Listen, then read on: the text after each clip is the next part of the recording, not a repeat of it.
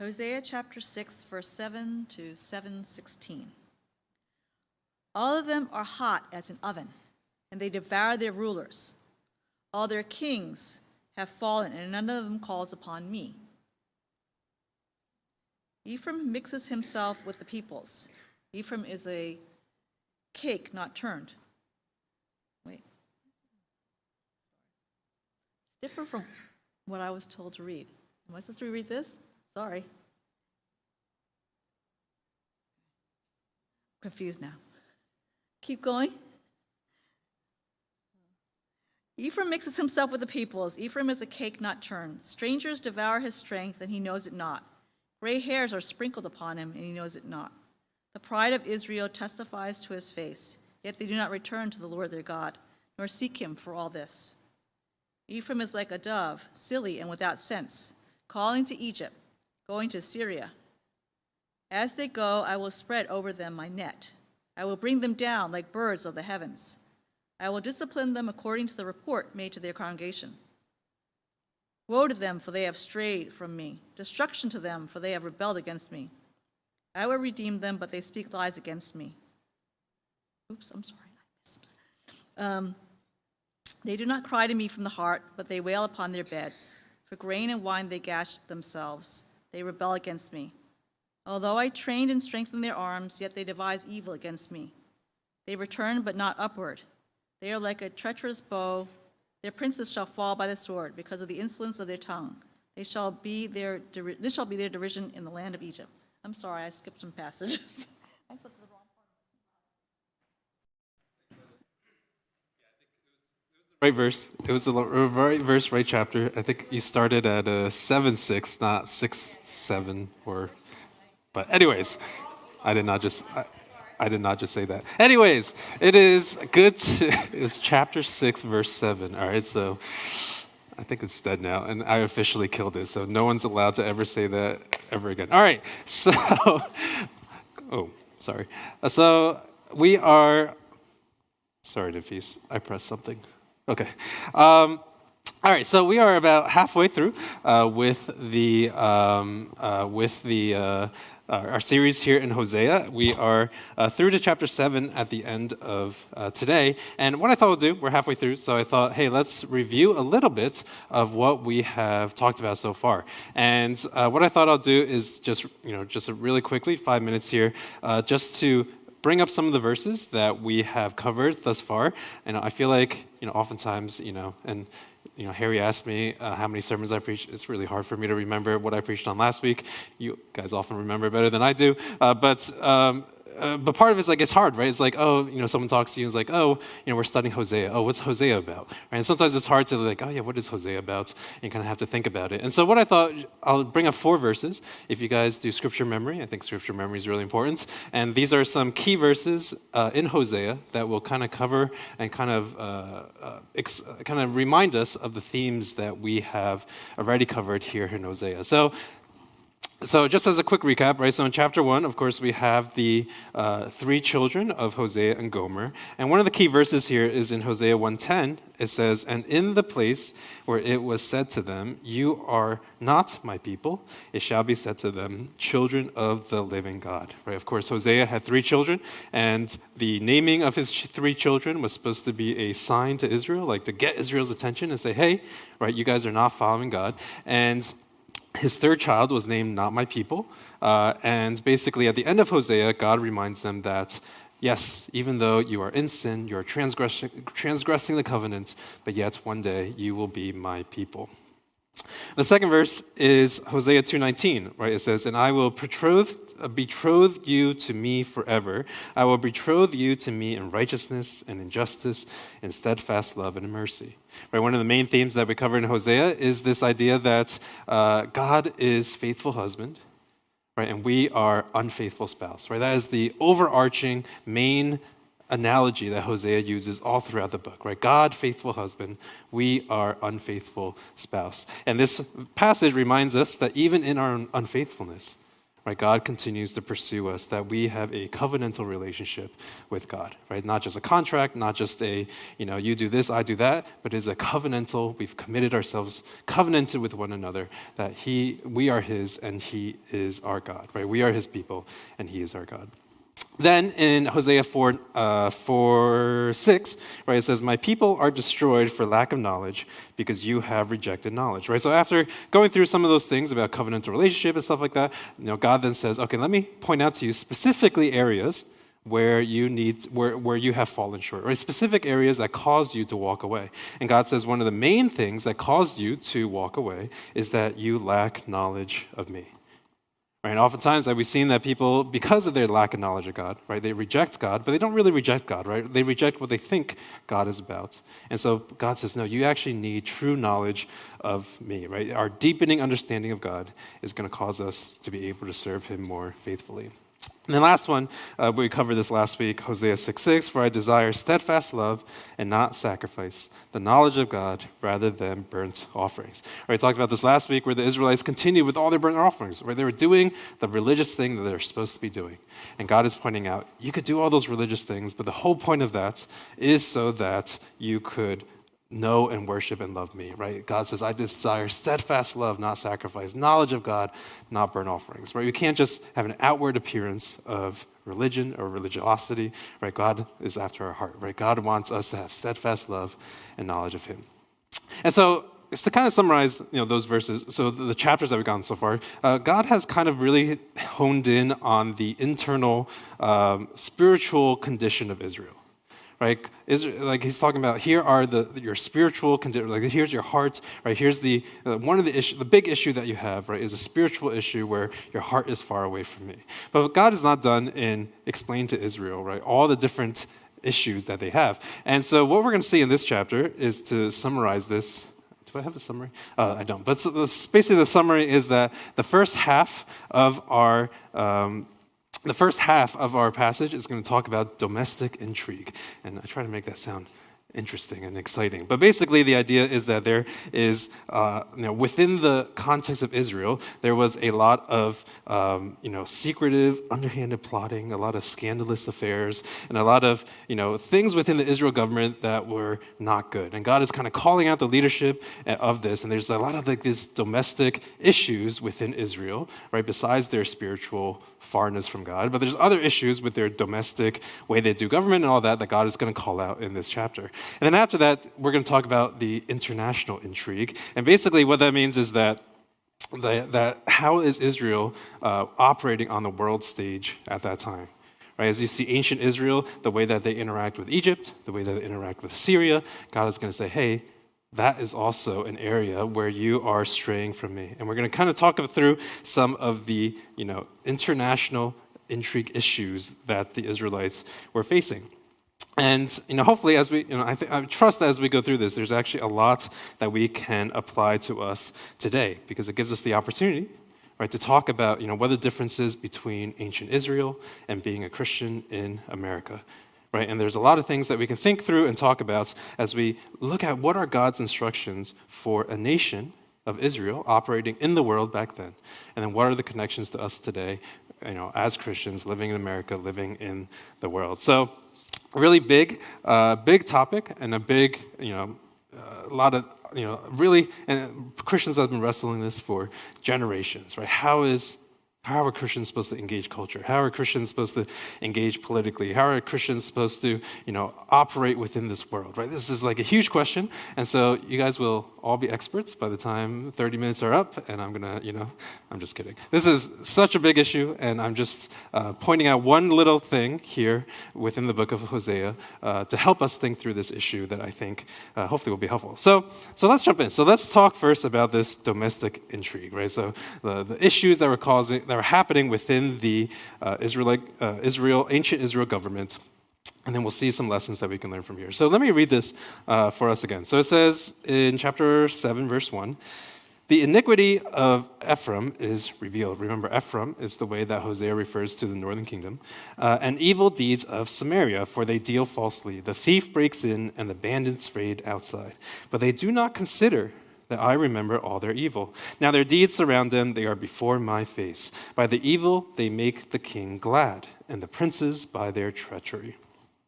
They are all adulterers. They are like a heated oven whose baker ceases to stir the fire from the kneading of the dough until it is leavened. On the day of our king, the princes became sick with the heat of wine. He stretched out his hand with mockers, for with hearts like an oven they approached their intrigue. All night their anger smolders. In the morning it blazes like a flaming fire. All of them are as hot as oven. They devour their rulers. All their kings have fallen. None of them calls upon me. All right, so our first sense, right, you read it, you're like, okay, what in the world is this talking about? So let's break it down. Let's take a look at some of these important verses. So first of all, it says at the end, all of their kings have fallen. And this is basically a reference to the fact that there's this period of time within Israelite history, or this is Northern Kingdom, where there were a ton of assassinations that happened within their king. And so we're not going to go there, but if you flip over to 2 Kings 15, you can take a look at it later. But if you just read 2 Kings 15, it reads as like this king ruled, this king ruled, this king ruled, this, and it's just like you see this huge succession of kings, one after another, and all their reigns were super, super short because of a lot of the assassinations that happened. So actually, I found this really nifty chart online, and basically, this is all the kings of the northern kingdom of Israel, and every red marker there with skull and bones are assassinations. And so, it was not safe being a king in Israel. There were just a ton of assassinations that happened within the nation. And basically, Hosea 7:7 is referring to that very end there, where within the span of 20 years, Israel had 5 different kings, right there at the bottom. And so you see the 4 kings that were assassinated. You got Zechariah, you got Shallum, you got Pekahiah, and Pekah. Right, you got these 4 kings that basically get assassinated in quick succession, one after another. And of course, this is not the way Israel is supposed to be doing things, right? Like, there's supposed to be a king, they're supposed to, honor God, there's not supposed to be all this domestic issues within Israel. And if you go back to the verse, this is the whole baking analogy that God is using, right? So all throughout this passage, there's this baking analogy that's going on, right? So in verse 4, it says, they are all adulterers. They are like a heated oven whose baker ceases to stir the fire from the kneading of the dough until it is leavened. And so basically the way this analogy works, I'm not a baker. I know there's bakers out there. I think I baked bread one time in my life. All my other baking comes in a box that you just kind of mix up and throw in the oven. But I did buy leaven or yeast one time in my life, and that's my full experience with baking. But basically the analogy, right, is like back then, right, they don't have ovens like us today, right? They actually had to have fire and in order to bake bread. And so the idea, like, if you're a baker, right, the 2 things you have to pay attention to, right, is like how hot your oven is, right, so you don't burn the bread, and also what is the state of your dough, right? Your dough needs to be in the proper, state in order to make good bread. I think, right? That's how bread works. And so the idea of this analogy is that, as you look at this, is that it says, like a heated oven whose baker ceases to stir the fire. And what's going on here is that the baker no longer needs to stir the fire. In other words, the oven is ready, right? The oven is ready for baking. And then it says that they are carefully preparing the dough, kneading it, and waiting for it to fully leaven, right? They put the yeast in the dough, and the dough is rising, and they're ready to bake it. And basically, the way the whole analogy works is that they are like these plotters who are setting forth their elaborate plans to assassinate the king, right? They've prepared the oven, they prepared the fire, they prepared the dough, and basically they're just waiting for the perfect time to assassinate the king, right? They're just ready to jump into motion as soon as it is ready, as soon as they have an opportunity. Right? And this is what it says in verse 6. It says, with their hearts like an oven, right, they approach their intrigue. All night their anger smolders. In the morning it blazes like a flaming fire. Right? Basically what this means is that they're plotting, right? They're plotting, they're getting their schemes in place. Their hearts are aflame with evil. And when the time is right, they're going to burst out in fire, right? Basically, they were going to burst out and execute their plan. So basically, this is what the analogy that God is using, right? God is using this whole baking analogy to refer to all the domestic issues that Israel is facing. And you kind of see the evilness of all of this, right? In verse 3, it says, by their evil, they make the king glad, and the princes by their treachery. In other words, the kings and the princes, right, they are in on this too, right? The king and the princes they're supposed to be the ones to like rule with justice, right, rule with righteousness, but they are super happy as they look at all this evil that's going on, right? Their evil, the plotting evil that's going on, is making the king happy. And so this should give us a pretty good idea of what this passage is about, right? But God is basically calling out this idea that, this is not the way that a country that loves the Lord is supposed to operate, right? You can't have all these plotting and assassinations, all these things going on within it. So what can we learn from this, right? What can we learn from, assassination plots from 2,000, or more than 2,000 years ago, like 4,000 years ago, right? What in the world are we supposed to do that for us today? Well, there's two verses that I want to point out that I think are really helpful for us to consider how we can apply this. The first verse is in verse 2. And in verse 2, God says, "But they do not consider that I remember all their evil." I think that's really interesting, right? As these plotters are doing their thing, as these kings are, ruling, it's like, have you not considered? Right? God's saying, have you not considered that I can actually see and remember all of this evil that you are doing? It's like you actually haven't considered it. You actually haven't really thought this through. Have you not considered, right, that God, I can actually see all these things that you are doing, right? And in many ways, I think these kings, they think everything is going great, right? Like they pulled off their coup, they've spring the trap, the assassination went through, they're sitting on the throne of Israel, and they're just like, everything is great, right? Like God must be on my side, right? Like everything happened according to plan. But yet God is saying, hold on, have you not considered, right, that I can actually see all the evil, and I am actually going to remember all the evil that you are doing? And I think in some ways this can be both reassuring to us, and I also think it's a challenge. The reason why I say this is reassuring is because, the fact that God says, I remember and I see and remember all evil. I think this is reassuring because it means that God one day will hold everyone accountable, right? That all the evil that's happening in the world, right? God is able to say, hey, have you considered that I see and I remember? Right, as it says in the New Testament, in Romans 12, right? It says, if possible, so far as it depends on you, live peacefully with all. Beloved, never avenge yourself, but leave it to the wrath of God, for it is written, vengeance is mine, I will repay, says the Lord. Right, the hope that God is giving to the Romans, that Paul is giving to the Romans, is this idea that God sees and remembers.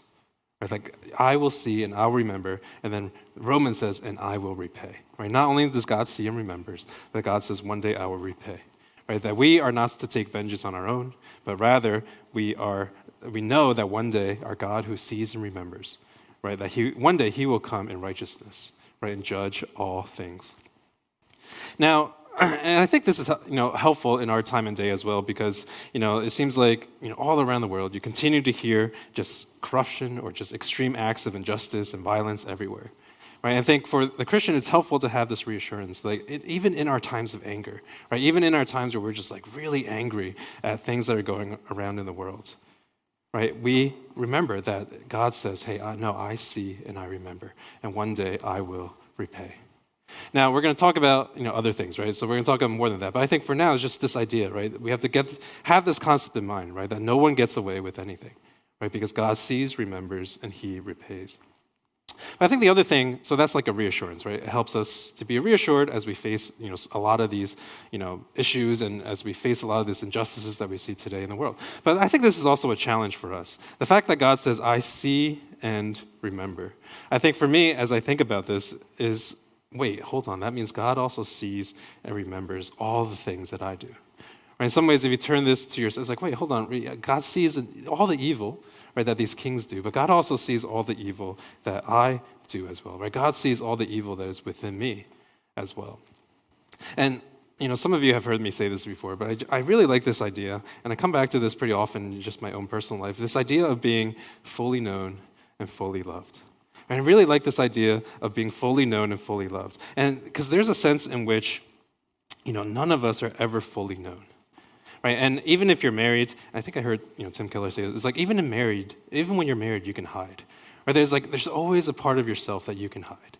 right? No matter what, right? Even as close as you are to somebody, there's always a part of you that you can just say, well, I'm not going to let this out, right? And sometimes in marriage, right, you're not saying everything. Your spouse doesn't know every single thing that comes to your mind. In fact, it's probably wise that your spouse doesn't hear everything that comes to your mind either. But the idea is like there's parts of us, right, that's just like, there's still secret parts about our lives that in some ways people don't know. Right, that people just really don't know except ourselves. And sometimes, I think these two things can be at odds with one another. Right, sometimes when we look at ourselves, we know our weakness, we know our sinfulness. Right, we don't want other people to find out. And part of if it can be at odds is like, oh, if someone found out everything about me, like I would probably have way fewer friends, right? Or my spouse would probably love me less if she knows the things that goes on in my head sometimes. And so it's like, we try to hide some parts of me. And instinctively, right, we will hide parts of who we are in order for us to be more loved outside, right? We're going to keep some parts away, maybe out of shame, out of other things, so that we can experience more love from others. And so if you think about it this way, right, what that means is that God's love for us will always surpass any other kind of love. Because God's love for us goes so deep that even though God sees all, right, God sees every thought, every intention, everything that goes on in our hearts, God sees it all. Right, but what the scriptures tell us is that only God's love can take on the burden of our sin. Right, only God's love can take on the full weight of our sin. Every thought, every evil deed that everything. Right, God's love can take on the burden of all of our sin. And what we see in Scripture, right, is that for everyone else, right, they kind of choose to love based on what they can see, right, but yet Christ loves us based on being absolutely known. We're absolutely known by God. But yet at the same time, we are absolutely 100% loved by God as well. Two verses that I think about here. One is Psalm 103, where it says, as far as the east is from the west, so far does he remove our transgressions from us. Right, in Jeremiah 31, he says, for I will forgive their iniquity, and I will remember their sins no more. And you see this, right? You see this like contradiction almost, right? It's like, in Hosea, it's like, but I will remember. And then later in Jeremiah, this is actually the new covenant, but Jeremiah says, God says, I will remember their sins no more. And of course, this points forward, right, to Jesus' death and resurrection. That because of Jesus' death and resurrection, we can be considered righteous before God. Right, that God, because of Jesus, God can say to us, I remember your sin no more, that I have taken your sin and separated as far as the east is from the west. Right, so I think just thinking about this idea, right, that God remembers and sees and repays. In some ways, this is a reassurance, right, as we think through a lot of things, but also for our own lives, I think it can be a challenge for us to remember, right, that Jesus has opened up this path so that we can be righteous before God. So that's the first verse, right? I think this is helpful for us to consider, just this idea that God remembers, God sees, and God repays. The second one that I think is helpful for us to think about is that last verse again, where it says, all of their kings have fallen, and none of them calls upon me. And so this is kind of interesting, because if you think about the Israel kings, right, God is saying none of them called upon the Lord. And that's actually, I think, kind of surprising, right? That in their time of need, in their time of distress, in their time where the Assyrian army is coming down at them, right? It's like they never actually called upon the Lord. And you would think like that should just be like second nature, right? It's like they're the God, Yahweh is their God, right? Like if you need help, you call upon the Lord. But these Israelite kings, right? They just never called upon the Lord.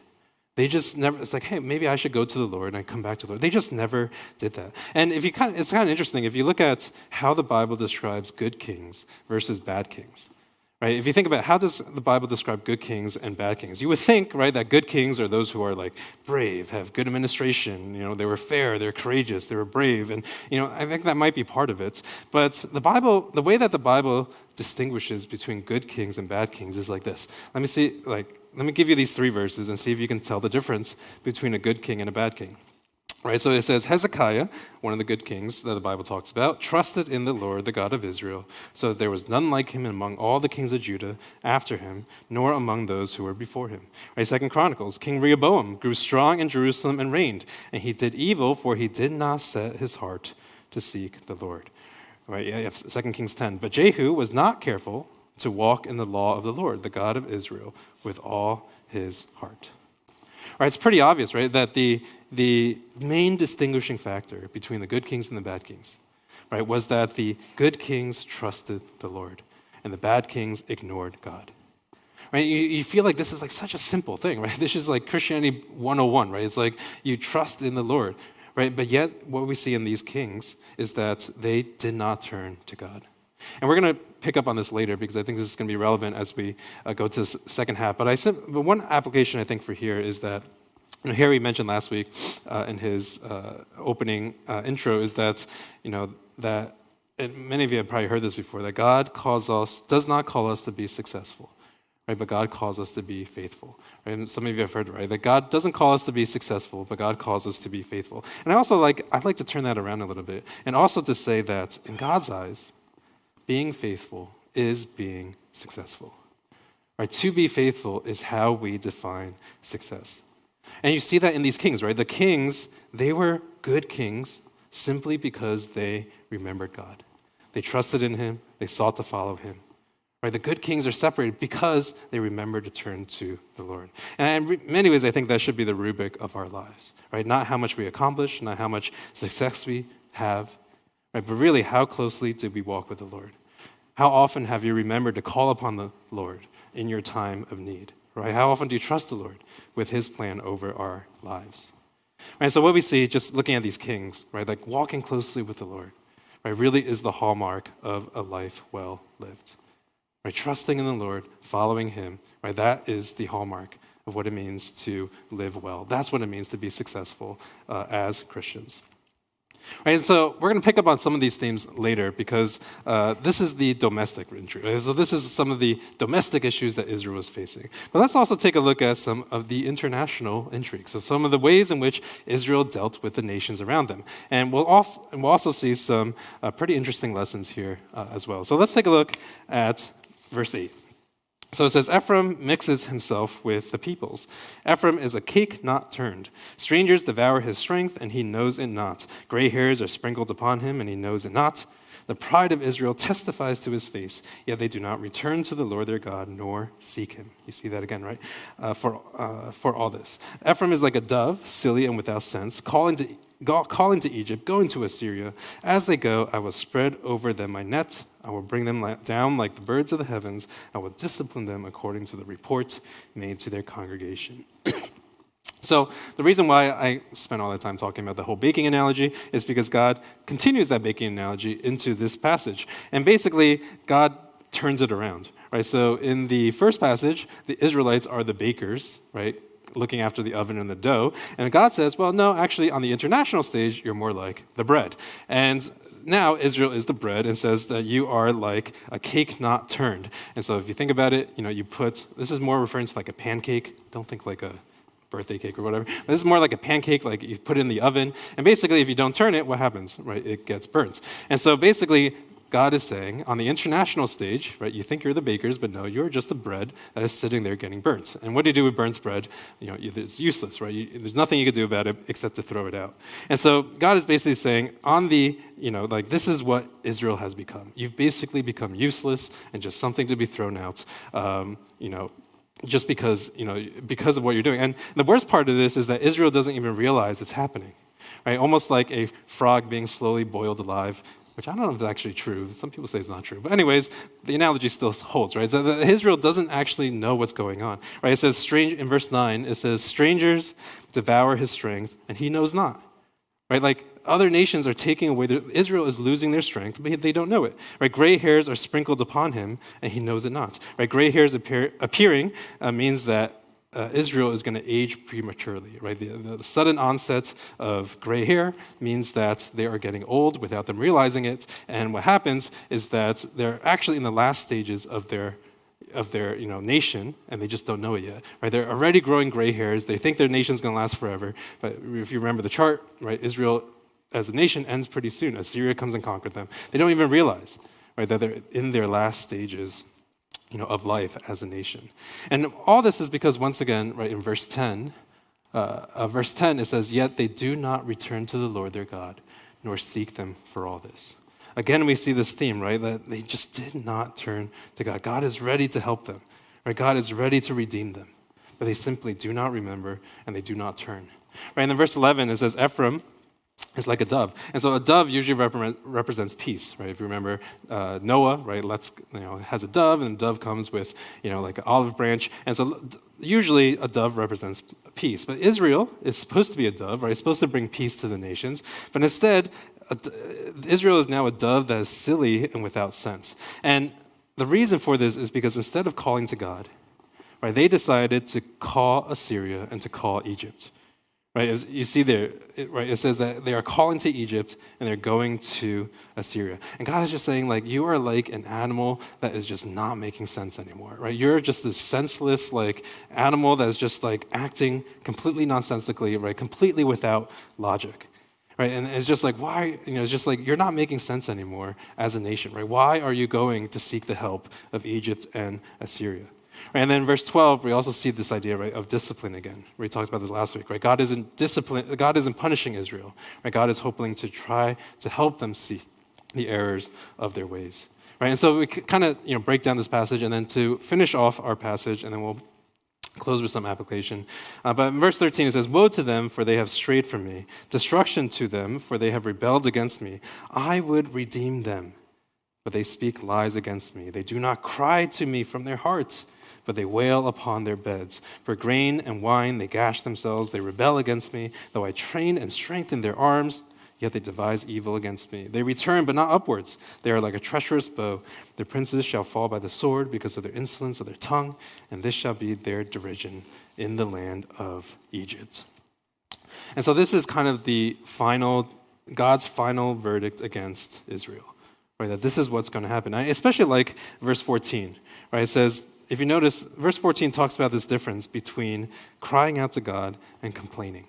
Right? It says, they do not cry out to me from their hearts, but they wail upon their beds. This is especially relevant, just for me in raising young children, because, oftentimes as parents, right, we can very quickly tell the difference between an attitude of asking and an attitude of complaining, right? Most of the time, it's, they come to me and say, Dad, I'm hungry, feed me. And it's like, well, why don't we try to, not just complain and try to ask, and appreciate the fact that, I'm giving you food, right? And so if you look at this, it's almost like they are toddlers, right? They're just like wailing and they're just like kicking and screaming in their beds, right? They just wail upon their beds. And it's kind of this, I just have this mental picture of a toddler that's just like kicking and screaming in bed, and they're expecting their parents to come and cater to their every need, right? And this is basically what the analogy for Israel is. They're just kicking and screaming in their bed, and just like God is supposed to come. So instead, God said, no, right? They're not actually crying out to me, right? Even when they do cry out to me, right? They're doing so with an attitude, not with their heart, but simply with an attitude of complaining. And so God says, would they instead, right, come to me and really call out to me? And I think this is helpful, just for me in evaluating my own attitude, right, in our own prayers, right? In our prayers, do we approach God, right, with this attitude of complaining, right? Or do we approach God as we recognize that we're approaching our Heavenly Father, right, who loves us and gives us what we need? Right? And in many ways, like sometimes our prayers, right, and sometimes our hearts, and also take on this attitude of just, complaining, why is my life like this? Why is this happening to me? Right? And sometimes, right, it's okay to have, like just pour out your emotions before God. But at the end of the day, it's, are we kind of like this toddler kicking and screaming, or are we really seeking God with our hearts? But the main thing that I want to focus on, and just really for the rest of our time together, is verse 13. Because in verse 13 it says, I would redeem them, but they speak lies against me. And I want to continue to kind of press in this theme of all Israel needed to do was that they needed to turn to the Lord. But they did not do it. They went to Egypt, they went to Assyria, and they did everything except the most obvious thing, right, which is to turn back to the Lord. And I think the final application for us today is, if you remember in this context, right, what Israel is supposed to do is that in the light, in the face of all these superpowers that are oppressing them, what God wanted Israel to do was simply to trust in Him. Right? And if you think about it, they have real world issues, right, in ancient Israel. You have Assyria coming in from the northeast. You have Egypt oppressing them from the southwest. And they're kind of being surrounded by these huge superpowers that they can't defeat, right? Their military might isn't enough. And God says, in light of these real world problems that you have, right, in light of the Assyrian army that's knocking at your door, Right? What are you supposed to do? And God's application to them is trust in me. You did not follow me. I am ready to redeem you, but you did not do it. Like I am sitting here ready to redeem you, and you did not follow me. You did not trust in me. Right? And part of this is that even with all these armies, right, knocking at their door, God says your main issue is actually a spiritual one. Right? Your main issue isn't that you don't have a big enough army. Your main issue is actually that you have forgotten me.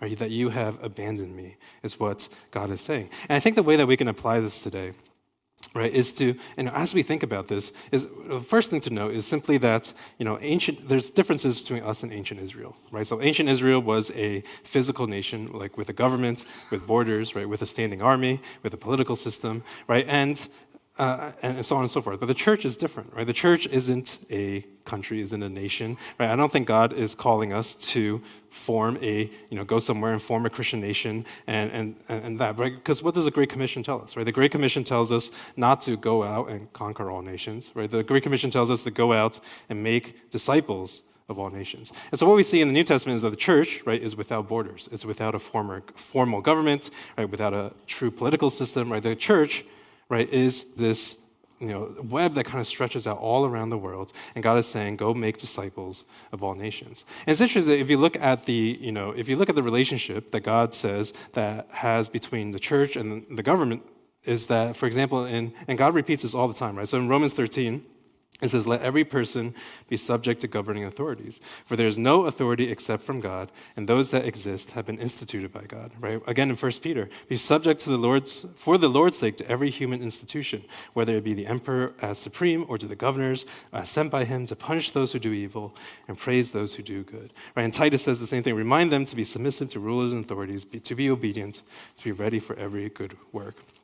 Now, just super quickly, right, is there a time for civil obedience, right? Is there a time where we don't submit to governing authorities? And I think in general, there's two things. One is if the government tells you not to worship God, right? As, for example, the government in China, right? You're not allowed to worship God, right? Part of it is that we would continue to worship anyways, right? And Christians in China continue to worship despite what the government says.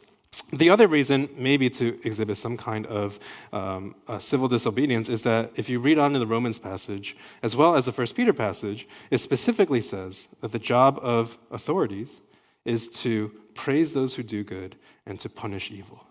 Right? God says all governments, what they're supposed to do is to praise those who do good and punish evil. So if the governing authorities are not doing these things, right, there is a basis that we can have in order to call out and to fight back against these things. And of course, this is going to look different depending on where you live. Right? In America, this means that we can do things like go on protests, right, call our representatives, voting, and building coalitions, right, to fight certain things. Right? That is all part of what we can do, given that we are here in America.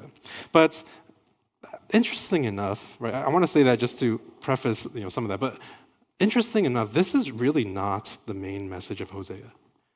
I really like this is really not what Hosea is really calling us. Like the main thing, like it's fine to do those things, right? But the main thing that Hosea is calling us to do is actually really different. Because what have we been saying all along? Right? That's what did God want Israel to do? In the face of all these huge political issues, right, both domestic and international, God simply wanted the Israelites to trust in him. Right? God's request for the Israel is not that they would go to war against their neighboring armies. Right, God's request for Israel is not that they would conquer more and more land. Right, God's request for Israel is not that they would build up their army and face down the world.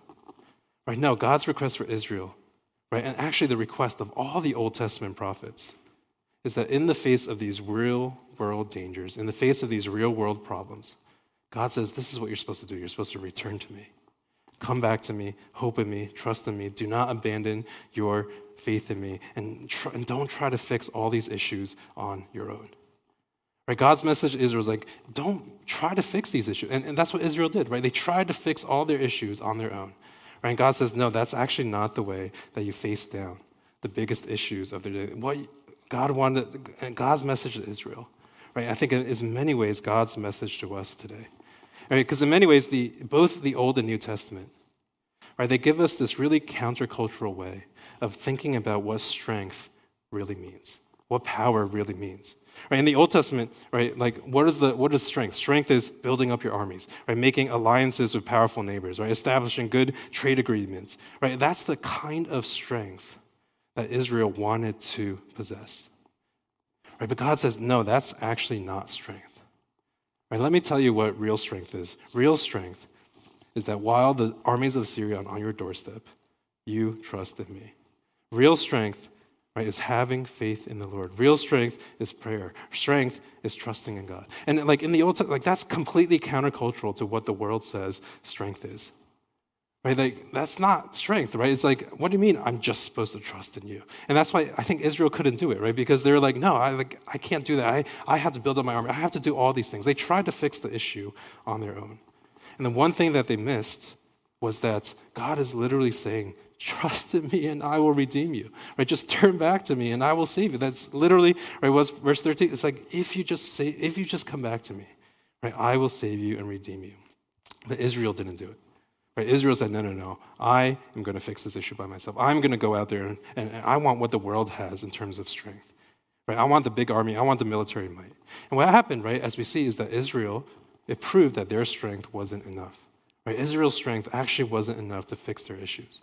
And they missed the most important thing, which is to turn to God. And I think in the New Testament, God actually ramps this up to the next level. Right? In the New Testament, what God says is that the strength and power of God actually comes in the form of a cross. Right? And it's just even more, right? The Old Testament is like, oh, just trust in me, come back to me. In the New Testament, God says, you want to know what real strength and real power is? Look at the cross. That God takes what is the weakest possible position in the world, right? His son dying on a cross, and he says, this is real power. This is what real strength looks like. Right? In 1 Corinthians 1:20, right? It says, where is the one who is wise? Where is the scribe? Where is the debater of this age? Has God not made the foolish the wisdom of this world? Has God not made foolish the wisdom of this world? But we preach Christ crucified, a stumbling block to the Jews and folly to the Gentiles. But those who are called, both Jews and Greeks, Christ is the power of God and the wisdom of God. And then verse 25, for the foolishness of God is wiser than men, and the weakness of God is stronger than men. But God chose what is foolish in the world to shame the wise, and God chose what is weak in the world to shame the strong. You know what God is saying here? You know what Jesus is saying here is like, if you want to be in a position of strength in this world, right, the first thing you need to do is reject everything that the world considers strong. Right? What does the world consider strong? Right? Having power, right? Putting, your guy on the highest levels of government, right? Your power in the world is, you have to fight power with power, right? You have to build strong coalitions. You got to find some billionaires to back you, right? It's like you have to have friends in high places. Like that's what the world sees as strength, right? And I think what God is saying is like you have to, first of all, you have to reject everything that the world thinks is strength, because that's actually not going to fix all these issues. Right? We don't fight power with power.